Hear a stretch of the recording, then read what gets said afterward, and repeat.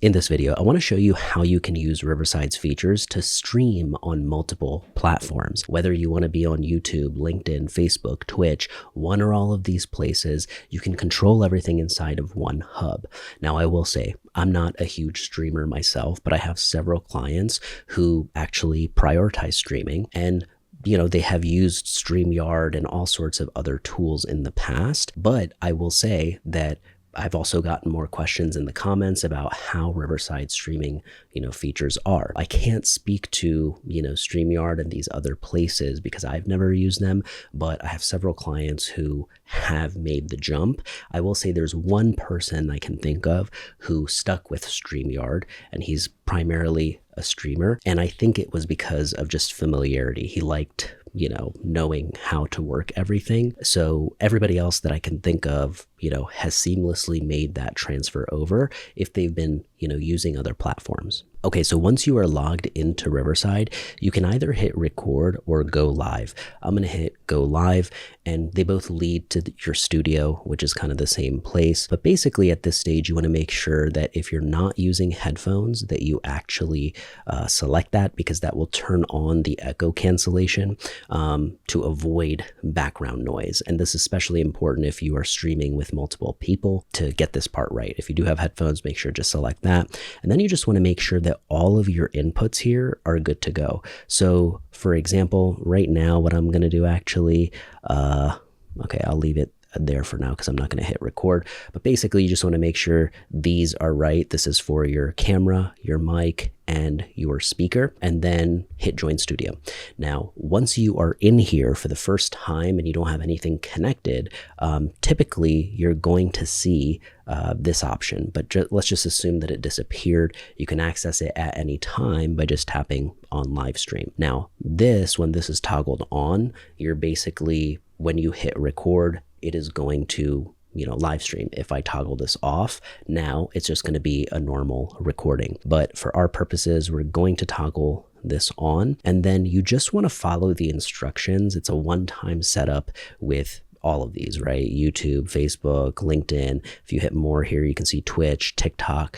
And so whichever ones are the primary places that you want to be streaming to, you're going to go ahead and tap that and then just follow the instructions to integrate that account with Riverside. Now, if you decided that instead of sending people to, Facebook or YouTube or Twitch, you wanted them to watch directly in Riverside, you can basically turn this on and then copy this link and send it out to wherever. So instead of sending them to your YouTube, you might send them here. Now, I'm just going to turn this off for now, and we're going to click out of this. Now, let's say that I'm streaming by myself. I'm going to basically hit X here just so I can see the full view of what the viewers are going to be seeing. One cool feature that might be useful, I know that people who live stream are typically good at just talking and not needing notes, but let's say that you did want to access that feature, you would hit script. Tap script again here, and then up top there's a little window where you can have all of your notes or bullets or questions, whatever you'd like, and it's nice because it's not so disruptive where it's placed on the right side of the screen and it feels like you are, your eyes are darting back and forth or something like that. And if you want it to go away, you just hit script and you are good to go. Now, I'm going to X out of this area for a second just so I can show you what's on the side. When you tap people, this is showing you who is inside of the recording and the stream, right? So if I had somebody joining me, I would go ahead, add participant, and I could, bring them on. This is what I was talking about with the echo cancellation being on because I'm not wearing headphones, which is what you want. All right, now I'm going to tap the chat feature. Now, this is showing me the different chat rooms essentially. And so the studio chat is where I click into. And this is basically anybody, the hosts, the producers, the guests that, let's say, come on through the Riverside link. This is, the messaging area that you all will be able to see. And you can see this grayed out part. You could download the entire chat transcript if you want it afterwards, because it will be cleared after your session is done. So that's just something to note. And then the brand section is where you can kind of customize things a little bit, right? If you have a logo you want to add, set your brand colors and things like that, go for it, right? And then the text area, very similar concept where we can kind of, customize some of the call to actions and things like that. So if you wanted to do that while, let's say, you're streaming and you want to tell people, hey, subscribe, you can customize the duration that you want it to show for, and then basically hit show, and it would kind of appear while you are recording. Similarly, you also have the media tab, which does this, right? So if, let's say, you wanted applause, or you wanted laughter, or you wanted cheering, like, you can have all that stuff as you are going if you'd like. Now, one of the bigger benefits of using Riverside to stream is the fact that you can actually get the recording files immediately after. And it doesn't have, how, let's say, if you stream on YouTube, yes, you can save that video and publish it to your feed after, but any of the chat that was displayed and things like that may still be there, right? And it also might be in a lower resolution, and, with all the fillers and things like that you might be able to actually remove when you go back. I actually had a client whose channel went from a couple thousand to over 500,000 subscribers.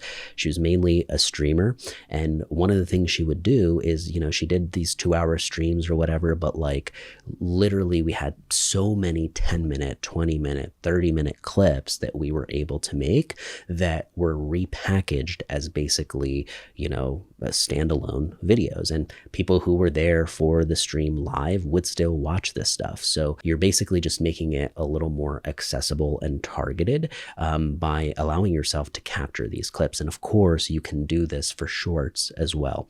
So if you decided that you wanted to make shorts out of your session, you can do that. Now, one of the best things is after I would have, let's say, hit record, and then, okay, I'm done my stream, you would basically hit the record button again. It would stop it, right? And then what you'll notice is when you leave, it will show up as a recording, right? And this is where you can take advantage of all of the magic AI tools and features and the editor that's available inside of Riverside, which is actually quite good nowadays. So you can do everything in one place here, especially if you don't have tons of stuff that you're adding to your stream. You're really trying to find and clip things. So 2 quick things I want to show you. Number 1 is if you want to share your screen and present and react to a video or an article, I'm just going to hit presentation here so you can see.